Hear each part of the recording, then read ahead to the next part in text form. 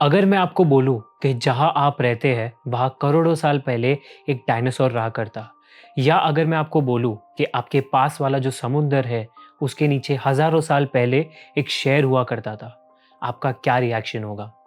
हमारे भारत की rich history में ऐसे कई आर्कियोलॉजिकल डिस्कवरीज हुई है। आज इस वीडियो में हम ऐसे 5 आर्कियोलॉजिकल डिस्कवरीज के बारे में बात करने वाले हैं।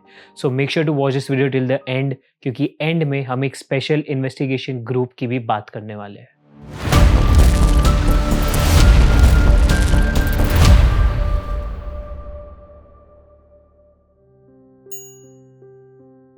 दोस्तों, आज से हजारों साल पहले पटना से 85 किलोमीटर्स दूर one of the most oldest and most advanced universities थी, कॉल्ड द नालंदा यूनिवर्सिटी। इस यूनिवर्सिटी में कई सारे कॉलेजेस, लाइब्रेरीज भी हुआ करते थे। ये यूनिवर्सिटी गौतम बुद्ध और महावीर के समय की है। इस यूनिवर्सिटी की शुरुआत गुप्ता डायनेस्टी में हुई थी और कई राजाओं ने इस यूनिवर्सिटी के डेवलपमेंट के लिए काफ़ी कंट्रीब्यूशन किया। जहां आज इंडिया के स्टूडेंट्स यूएस की बड़ी बड़ी यूनिवर्सिटीज़ में जाके पढ़ना चाहते हैं, वहाँ दूसरे देश के स्टूडेंट्स और टीचर्स इस यूनिवर्सिटीज़ में आके रिसर्च और पढ़ाई किया करते। फा हेन एक चाइनीज स्कॉलर थे। उन्होंने भी इंडिया की हिस्ट्री के बारे में जानने के लिए इसी यूनिवर्सिटी का उपयोग किया था। तो इस यूनिवर्सिटी का डाउनफॉल कैसे हुआ? 12th सेंचुरी इंडिया में जब हिंदू भक्ति मूवमेंट स्टार्ट हुआ, तब बुद्धिस्ट पाला डायनेस्टी का डाउनफॉल शुरू हुआ और ये नालंदा यूनिवर्सिटी के लिए एक बहुत बड़ा झटका था। उसके बाद फिलोसॉफिकल और पॉलिटिकल क्लैशेस के वजह से नालंदा यूनिवर्सिटी ने काफ़ी सफ़र किया। एट लास्ट 13th सेंचुरी में जब अफगान रूलर बख्तियार खिलजी ने भारत पर हमला किया, तो नालंदा यूनिवर्सिटी के सारे मॉन्क्स मारे गए। उनमें से काफियों को जिंदा भी जला दिया गया। उन्होंने यूनिवर्सिटी के सारे लाइब्रेरीज में आग लगा दी ताकि वो बुद्धिज्म को पूरी तरीके से खत्म कर सके। काफी स्कॉलर्स का ये भी मानना है कि इस यूनिवर्सिटी में 90 मैन्यूस्क्रिप्ट्स होने के कारण इस यूनिवर्सिटी को पूरी तरह से जलने को 3 महीने लग गए। आज हम जो भी नालंदा यूनिवर्सिटी के बारे में जानते हैं, that is because of 2 Chinese scholars, Hiuen and I Singh, जो वो टाइम पे नालंदा में रहते थे। उनके अनुसार उस वक्त नालंदा में 1500 से भी ज़्यादा टीचर्स और 10,000 से ज़्यादा स्टूडेंट्स रहा करते। यहाँ की लाइब्रेरीज 3 मल्टी स्टोरी बिल्डिंग्स हुआ करती थी, जिसमें Veda, literature, astrology, astronomy et cetera जैसे कई सारे किताबें भी थी। 2014 में इंडियन गवर्नमेंट ने फाइनली इस यूनिवर्सिटी को टूरिस्ट के लिए खोल दिया और 2016 में Nalanda university was declared as a world site heritage. Mahabharata की कहानी में तो हमने हस्तिनापुर के बारे में सुना ही है, पर इसका प्रूफ हमें 1950s में एक आर्कियोलॉजिस्ट बीबी लाल जी ने दिया था। उन्होंने कैपिटल ऑफ कौरावास हस्तिनापुर को खोजा था। वहां की खुदाई होने पर 100 से भी ज्यादा लोहे के हथियार पाए गए थे, जिसमें तीर, भाला, चाकू वगैरह शामिल थे। इसी के साथ साथ वहां पे 2800 बीसी के मिट्टी के बर्तन भी पाए गए थे। वही कुछ दूरी पर विदुर का टीला है, जो लगभग 50 से 60 फीट लंबा है। यहाँ पर द्रौपदी की रसोई नाम की एक जगह है, जहाँ पर आपको सोने चांदी के जेवर, तांबे के बर्तन, आइवरी डाइसेस जैसी काफ़ी सारी चीज़ें मिलेगी। And according to the archaeologist, all these things existed in 3000 BC। Saptarishi Mandala के कैलकुलेशंस और मत्स्या और वायु पुराण के अनुसार गंगा में आई जबरदस्त बाढ़ के वजह से हस्तिनापुर का पूरा राज्य बह गया था।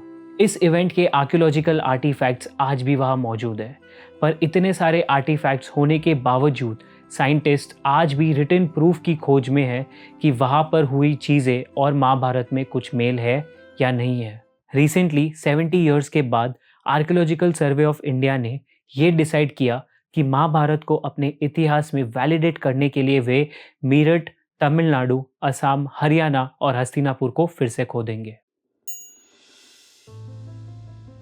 ये एक ऐसा टेम्पल है जो इंडिया को वाकई में सोने की चिड़िया की तरह दर्शाता है। भगवान विष्णु के अवतार श्री पद्मनाभाया के बारे में हमारे पुराणाज में भी बताया गया है। वे विष्णु भगवान के 108 मंदिरों में से एक थे and the city of Thiruvananthapuram को भी उसका नाम इस मंदिर के बेसिस पर ही मिला है, जिसका मतलब है भगवानों का शहर।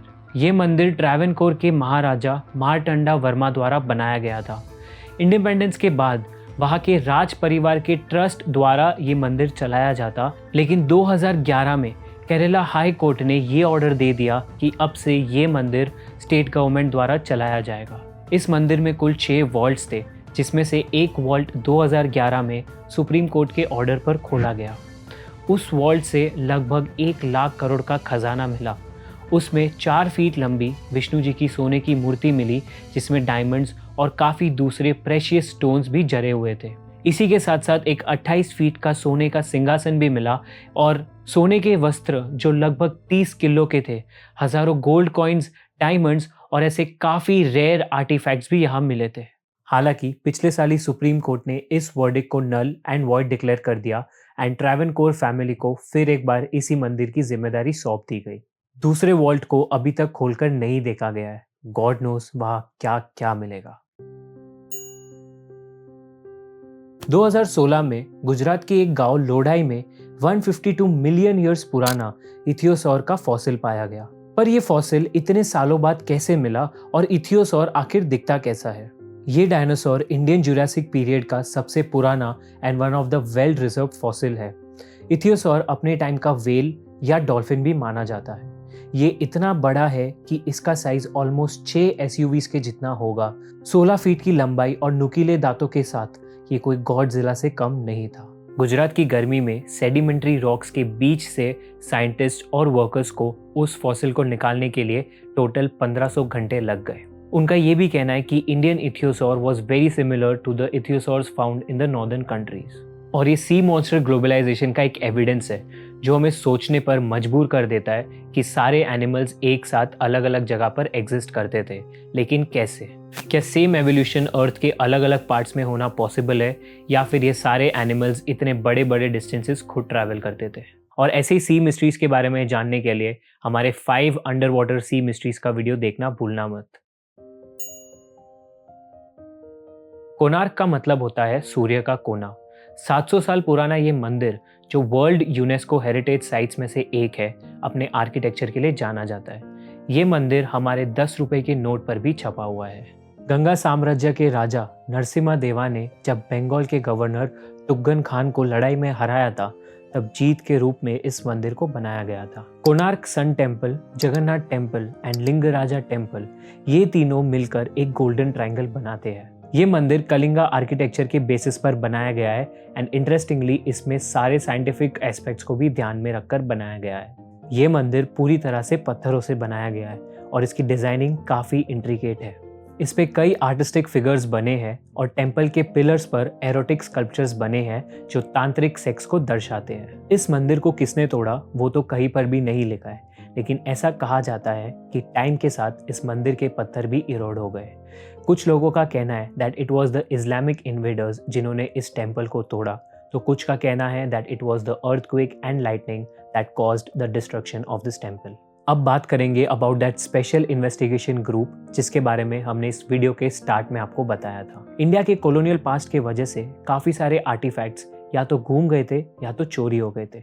इंडियन प्राइड प्रोजेक्ट ये एक ऐसा ग्रुप है जो स्टोलन आर्ट ऑब्जेक्ट्स को ट्रेस या फिर स्टिंग ऑपरेशंस के थ्रू इंडिया में वापस लाता है। रिसेंटली उन्होंने इन्वेस्टिगेशन की विच resulted in retrieval of 8 statues and 6 paintings. ये बरामद हुई थी एक आर्ट स्मगलर सुभाष कपूर से and this was again sent back to the museums of India. ऐसी और इन्फॉर्मेटिव और एंगेजिंग वीडियोस के लिए डू फॉलो बिग ब्रेन। और आप कौन सी डिस्कवरीज के बारे में जानना चाहते हैं, do let us know in the comments.